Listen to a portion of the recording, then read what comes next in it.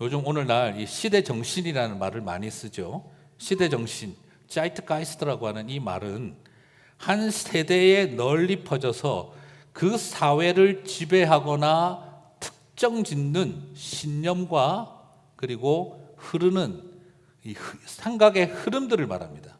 이 뭐냐 그러면 강력한 실체와 같은 신념으로 존재할 수도 있고 강력한 실체가 아닌 유행처럼 흘러다니는 것일 수도 있습니다.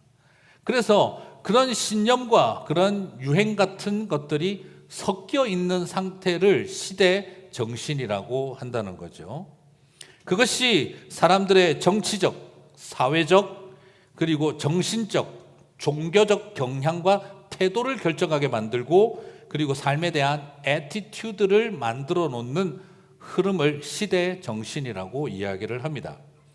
이 시대 정신이라는 말은 굉장히 최근에 시작된 것처럼 생각되지만 그러나 사실 1769년 독일의 철학자 헤르더가 처음으로 주창했습니다. 아주 오래된 근대사적 이야기입니다. 그렇다고 한다면 한 시대를 풍미하는 이 시대 정신, 이것은 항상 선하고 옳고 절대적인 걸까요? 결코 그렇지가 않습니다. 이제는 우리와 똑같은 시대를 살아가도 세대별로 시대 정신이 달라요. 오늘날 20대들을 바라보는 1990년생들이 몰려온다.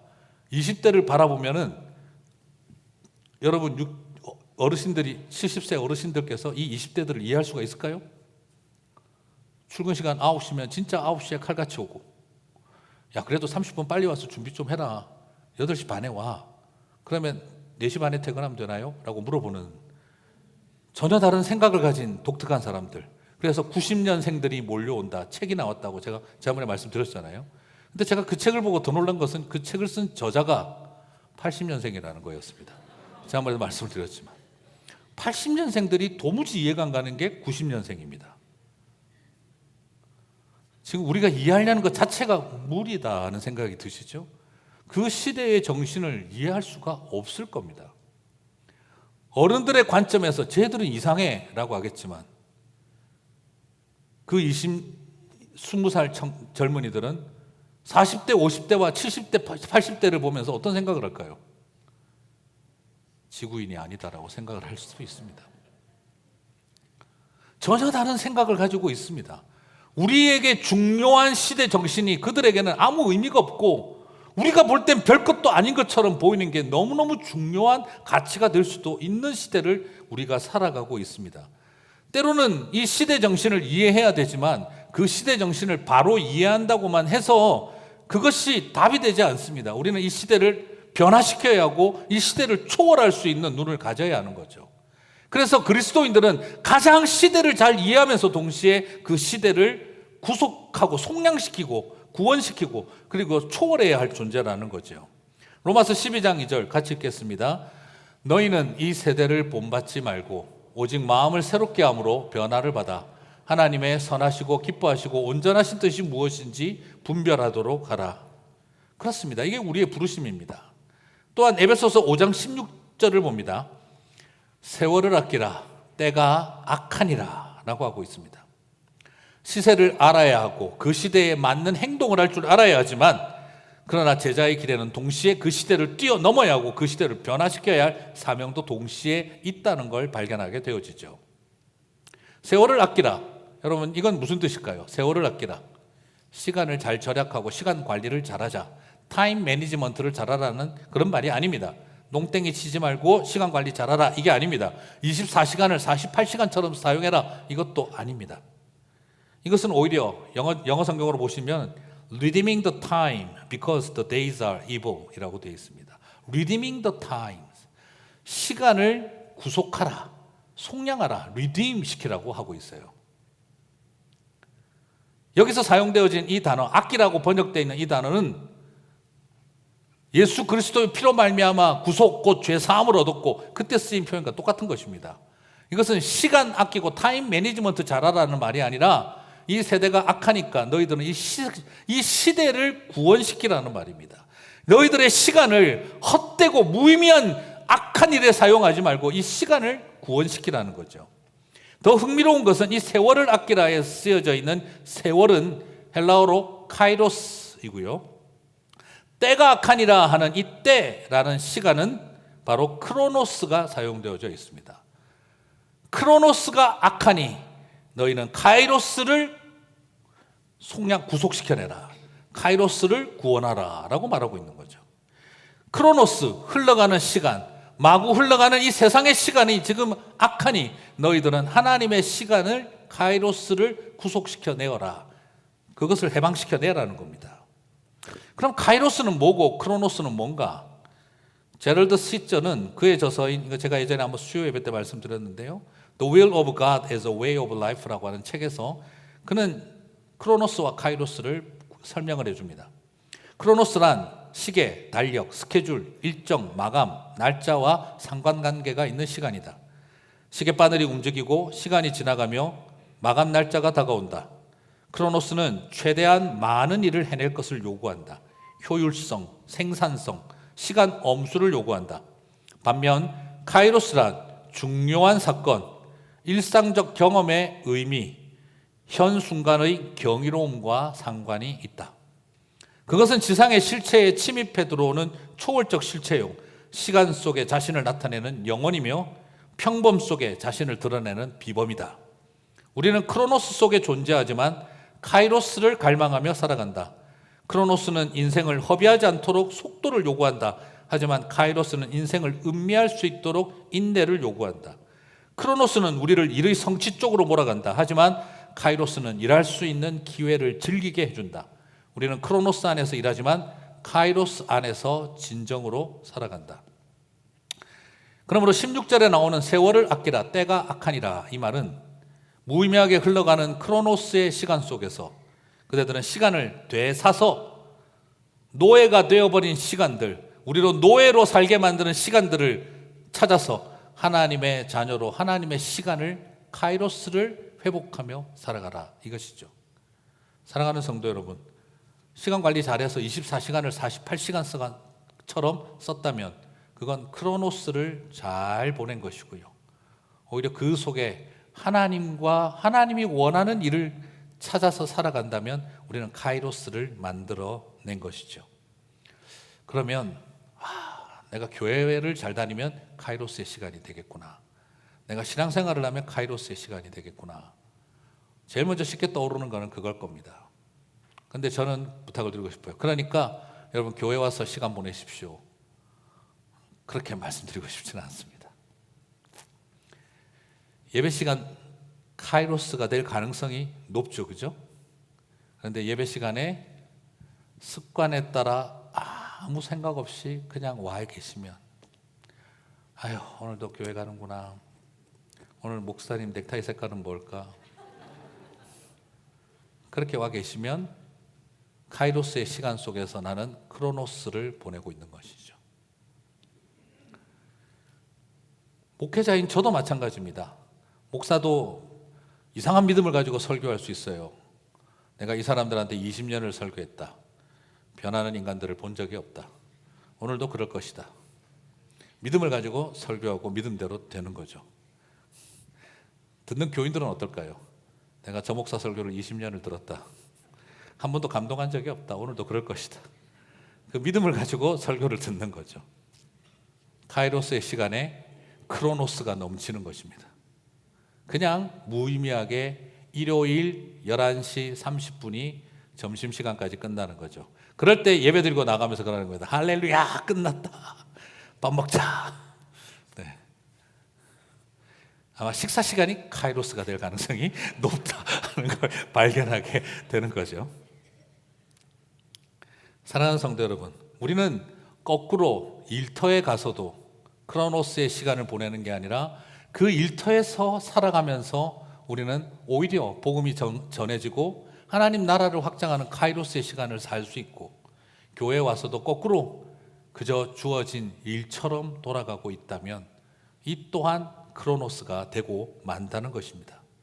사랑하는 성도 여러분, 이 모든 것은 완전히 이건 카이로스의 시간이고 이건 크로노스의 시간으로 칼같이 쪼개어져 있는 게 아니라 우리가 하나님 중심으로 몸부림치지 않으면 카이로스의 시간처럼 보인 것도 결국은 흘러가는 시간에 불과할 수 있습니다.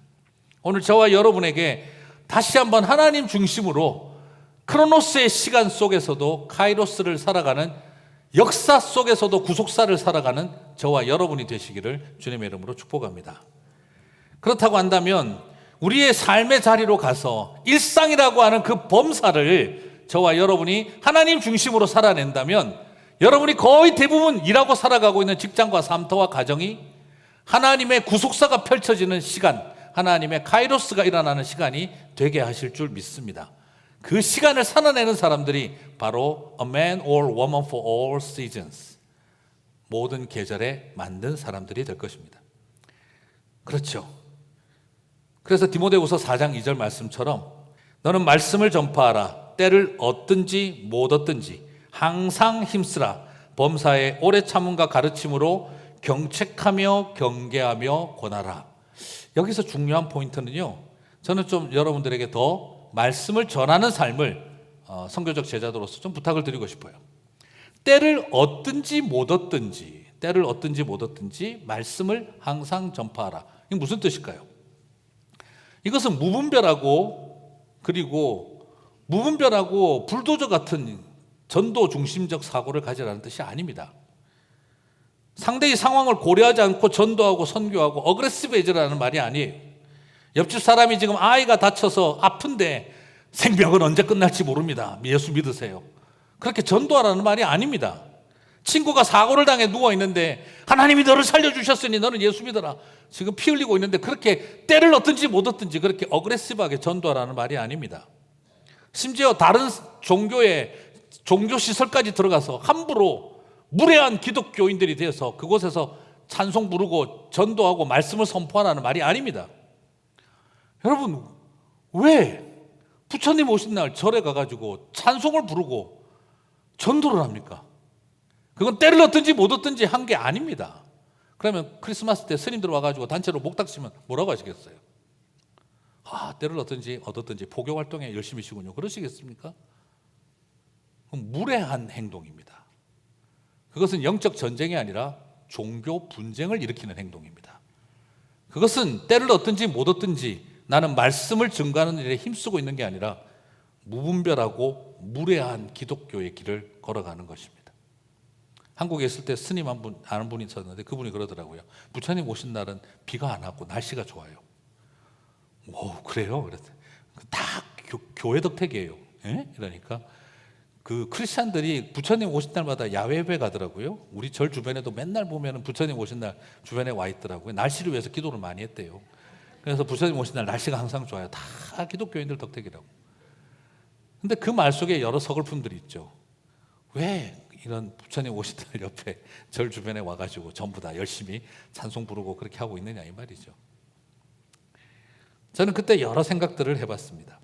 여러분, 이것은 때를 얻든지 못 얻든지 불도저처럼 아무데나 가서 막 그렇게 하라는 말이 아닙니다. 여기서 때를 얻든지 못 얻든지 이 말은 오히려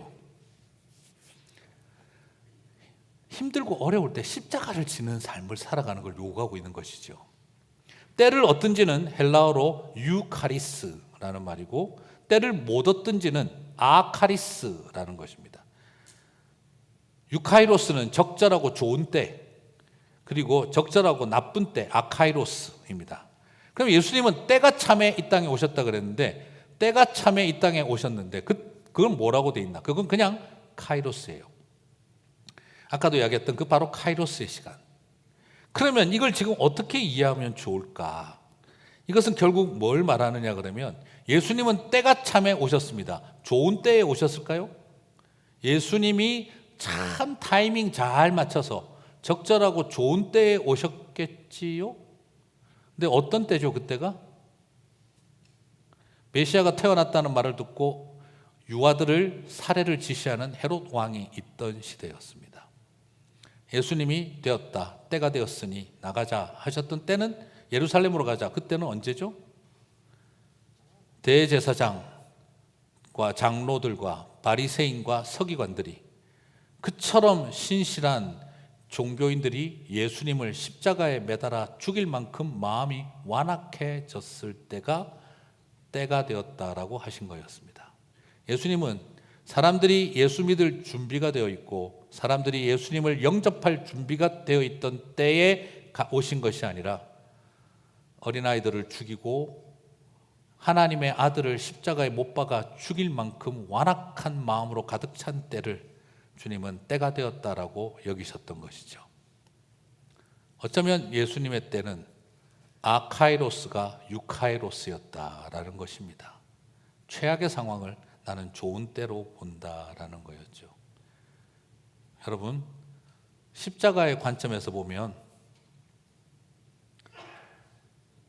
적절치 못한 아카이로스의 때가 가장 적절한 유카이로스의 때라는 것입니다. 지금 이 말씀은 어그레시브하게 선교하라는 말도 아니고 타이밍 잘 맞춰서 전도하고 선교하자는 말도 아니라 최악의 상황을 가장 좋은 때로 여기고 주님의 부르심으로 여기라는 것, 이것이 카이로스인 줄 믿습니다. 사랑하는 성도 여러분, 결국 무엇을 말하느냐? 십자가의 길을 걸어가야 할 때가 주님이 바라보시는 카이로스라는 것이죠. 때를 얻든지 못 얻든지 그 말은 힘들고 어렵게 십자가를 감당할 때가 되었다면 내가 말씀을 끝까지 증거하고 흔들리지 않겠습니다 라는 것이죠. 그래서 바울은 말하는 겁니다. 디모데후서 4장 2절을 말하고 난 다음 3절과 4절에서 또 때를 말합니다. 때가 이르리니 사람이 바른 교훈을 받지 아니하며 귀가 가려워서 자기의 사욕을 따를 스승을 많이 두고 또 그 귀를 진리에서 돌이켜 허탄한 이야기를 따르리라. 때가 어떤 때라는 겁니까? 믿는 자들조차도 바른 교훈을 거부하고 귀가 가려워져서 자기의 사욕을 따를 스승을 두기 시작을 하고 그 귀를 진리에서 돌이켜 허탄한 이야기를 믿는 자들도 그렇게 되어질 때가 올 때 그런 거 가리지 말고 너는 말씀을 증거하라 라고 말하고 있는 것입니다. 이것은 아주 어그레시브한 선교 전략, 수단과 방법을 가리지 않고 무례한 기독교가 되어도 좋으니 전도해라는 것을 가르치고 있는 게 아니라 너에게 고난이 닥치고 사람들에게 거절당하고 외롭고 처절한 길을 걸어가게 된다 할지라도 너는 때를 얻든지 못 얻든지 말씀을 전하라는 메시지인 것입니다. 그래서 디모데후서 4장 1절에서 바울은 말한 겁니다. 하나님 앞과 살아있는 자와 죽은 자를 심판하실 그리스도 예수 앞에서 그가 나타나실 것과 그의 나라를 두고 엄히 명하노니, 사실 바울이 디모데에게 이렇게 엄하게 명령하는 경우는 드뭅니다. 엄중하게 명령하노니 이렇게 이야기를 하고 있어요. 왜요? 때가 악하기 때문에 너는 이 일에 최선을 다해라는 거죠. 유카이로스든 아카이로스든 아카이로스를 유카이로스로 여기며 너는 때를 얻든지 못 얻든지 언제든지 하나님의 말씀을 전하라. 그들의 귀가 가리워지고 자기 귀에 듣기 좋은 말을 듣고 바른 진리를 들으려고 하지 않고 길을 가리고 악한 길로 걸어간 때라 할지라도 너는 힘을 다해 말씀을 전파하라는 것이었습니다. 예수님은 전도 지상주의를 가르친 것이 아니라 어떤 고난의 때에도 흔들리지 않고 선교의 길을 가라, 말씀의 길을 가라 하는 것입니다. 그래서 말씀하신 것이죠. 디모데후서 4장 5절. 그들은 그렇게 살아갈 것이지만 그러나 너는 모든 일에 같이 읽겠습니다. 신중하여 고난을 받으며 전도자의 일을 하며 내 직무를 다하라. 신학교 졸업 앞두고 있을 때 한 선배 목사님이 오셔서 그런 이야기를 하셨습니다. 졸업하는 그대들에게 축복도 해주고 덕담도 해주고 싶다. 그런데 그렇지 못할 것을 알기 때문에 불필요한 이야기는 하고 싶지가 않다. 여러분, 쉽고 좋은 일이 기다리고 있을 거라고 생각하지 않습니다. 꽃길만 걸어갈 거라고 생각하지 않아요. 그런 거 기대하지 마세요. 그냥 바울이 디모데에게 했던 그 말씀만 기억하세요. 엄히 명하노니 사람들의 귀가 가리워져서 바른 교훈을 듣지 않는다 할지라도 모든 일에 신중하십시오. 그리고 고난을 받으십시오. 그래도 전도자의 일을 다 하십시오. 그렇게 당신의 직무를 complete, 완수하십시오. 사랑하는 성도 여러분, 그때 저는 이 말씀이 가슴에 쿵 하고 와닿더라고요. 모든 일에 신중하라. 신경 써서 생각하고 지혜롭게 조심하고 경계하십시오. 신중하십시오. 그러나 그 신중함이 고난을 피하려고 하는 게 아니라 신중하시되 고난을 받으십시오. 그것을 통해 전도자의 길을 걸어가시고 그래서 그대의 직무를 완성하십시오. 저는 부탁드리고 싶습니다. 성도로, 제자로, 집사로, 목사로, 권사로, 장로로 부름받은 여러분에게 부탁드리고 싶어요. 신중하십시다. 고난을 당하십시다. 때를 얻든지 못 얻든지 말씀을 전하는 전도자의 사명을 다하십시다. 그래서 나를 부르신 그 직분과 사명을 완수하시기를 주님의 이름으로 축복합니다. 우리가 그것이면 충분합니다. 그렇습니다. 때에 맞기도 하고 때를 초월하기도 하고 우리에겐 두 가지 모습이 있지만 본질적으로는 같습니다. 무슨 말일까요? 시대를 나는 흐름을 잘 타는 사람이 돼야 돼. 나는 시대를 역행하는 사람이 되고 싶어. 한쪽으로 선택하실 필요 없습니다. 둘 다 해야 합니다. 왜냐하면 둘 다 같기 때문입니다. 바로 하나님 중심의 삶을 살면 똑같습니다. 하나님 중심으로 살면 시대를 잘 보는 눈을 갖는 것도 유익하고 시대를 역행하는 것도 은혜입니다. 그러나 하나님 중심으로 살지 못하면 시대의 흐름을 잘 이해하는 것도 독이고 역행하는 것도 독일 것입니다. 중요한 건 내 중심이 하나님 중심이냐 아니냐입니다. 저 사람은 시대를 잘 탄다, 저 사람은 시대를 역행한다, 그걸 가지고 가치를 평가하지 마세요. 하나님 중심이라면 시대를 역행해도 문제고 하나님 중심이 아니라면 시대를 역행해도 문제고 시대를 타도 문제입니다. 하나님 중심이라면 시대를 타도 아름다운 것이고 시대를 역행해도 아름다운 것입니다. 같은 중심이 되어야 합니다. 사람들이 물어봅니다. 목사님, 우리 교회가 사람 중심으로 가야 합니까? 사역 중심으로 해야 합니까? 여러분, 우리 교회가 어디로 가야 될까요? 사람 중심, 사역 중심. 둘 다 틀렸습니다. 죄송하지만 하나님 중심이 되어야 됩니다. 하나님 중심이 되면 사역 중심으로 해도 좋고 사람 중심으로 해도 좋습니다. 그런데 하나님 중심으로 하지 못하면 사람 중심으로 해도 문제고요, 사역 중심으로 해도 문제입니다. 우리가 사역 중심인가 사람 중심인가 중요하지 않습니다. 하나님 중심이면 뭘 해도 괜찮습니다. 여러분, 시간도 마찬가지입니다. 지금이 좋은 때입니까? 다음번에 하는 게 좋은 때겠습니까? 중요하지 않습니다. 하나님 중심이라면 빨리 해도 좋고 늦게 해도 좋습니다. 하나님 중심이 아니라면 빨리 해도 문제고 늦어도 문제입니다. 모세가 40세 때 쓰임 받는 게 나았겠습니까? 80세 때 쓰임 받는 게 나았겠습니까? 누가 봐도 40대가 제일 좋았죠. 어린 왕자로 이집트 왕자 수업 다 받았고 너무 어려서 미숙하지 않고 연로하지 않아서 경험이 있으면서도 패기가 있는 40대 때 하나님 모세를 썼으면 최고였죠. 그런데 하나님은 그 40세 때 모세를 쓰지 않았습니다. 하나님 중심이 아니었기 때문에.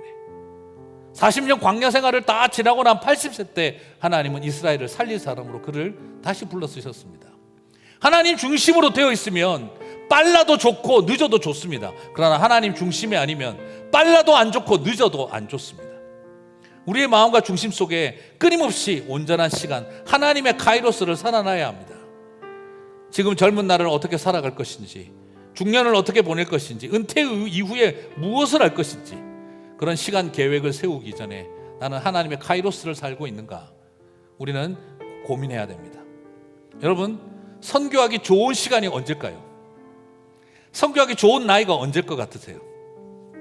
어른들한테 여쭤봤더니 젊을 때죠. 젊을 때 선교 많이 해야 돼요. 젊은 사람들한테 물어봤더니 리타이어하고 애들 다 키우고 나면 선교하기 딱 좋습니다라고 이야기를 하더라고요. 서로가 전혀 다른 이야기를 하고 있어요. 어른들은 젊을 때 하면 선교하기 제일 좋죠. 젊은이들은 리타이어하고 애들 다 키우고 나면 선교하기 좋죠. 근데 여러분, 결국 우리가 크로노스를 살고 있다는 뜻입니다. 선교하기 좋은 때는 크로노스에 절대 없습니다. 젊을 때 공부해야 되고 돈 벌어야 되고 미래에 대한 꿈이 많은데 나중에 좀 뭐라도 해놓고 나면요, 결혼하고 나면 아내와 함께 남편과 함께 열심히 선교 갈 거예요. 결혼하고 나면 애를 너무 빨리 낳아서 아이들 때문에, 그리고 지금 해야 할 일이 너무 많아요.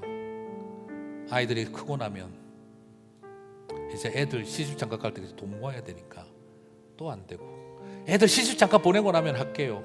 시집장가 보내고 나면 손주를 낳네요. 손주 킨더 보내고 나면 할게요.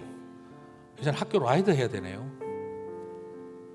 이제 다 하고 나니까 어떻게 되십니까? 몸이 아파서 못 가겠네요. 우리의 크로노스 시간 중에는요, 돈 벌기 좋은 때는 있고, 공부하기 좋은 때도 있고, 운동하기 좋은 때도 있고, 여행 가기 좋은 때도 있고, 인생을 즐길 수 있는 때도 다 있어요. 크로노스의 시간에는 그냥 가만히 있으면 공부해야 될 때가 오고요, 놀아도 되는 때가 오고요, 그리고 열심히 돈 벌어야 할 때가 오고요. 가만히 있어도 시간 그대로 옵니다. 그런데 카이로스의 시간, 하나님의 나라를 위해서 살 시간은 절대 그대로 오지 않습니다. 그 크로노스의 시간 속에 20대든 30대든 40대든 50대든 60대든 70대든 80대든 90대든 하나님의 시간을 하나님 중심으로 구별해내지 않으면 하나님 앞에 쓰임받기 딱 좋은 때는 절대 오지 않습니다. 자연스럽게, 아주 부자연스럽게 오는 것이 카이로스의 시간입니다. 구별해 내어야 하니까 말이죠. 사랑하는 성도 여러분, 언젠가 시간이 흘러가면 하나님 앞에 헌신하기 좋은 때가 오겠지, 그렇게 생각하지 마시기 바랍니다. 십자가의 길을 걸어가기에 결단하십시오. 좋은 때는 오지 않습니다. 그저 하나님 앞에 쓰임받는 때는요, 확실합니다. 영화의 한 대사처럼 거 죽기 딱 좋은 날씨네 할 때, 그때 우리는 쓰임받는 길을 걸어갈 수 있습니다. 그 마음으로 십자가의 길을 걸어가는 저와 여러분 되시기를 바랍니다. 그래서 하나님 중심으로 살아가서 시대를 분별하는 것도 유익하고, 시대를 뛰어넘고 살아가는 것도 유익하고, 그리고 우리의 삶 속에서 어떻게 하든지 카이로스의 시간을 구별하여 내기로 결단하는 저와 여러분 되시기를 주님의 이름으로 축복합니다.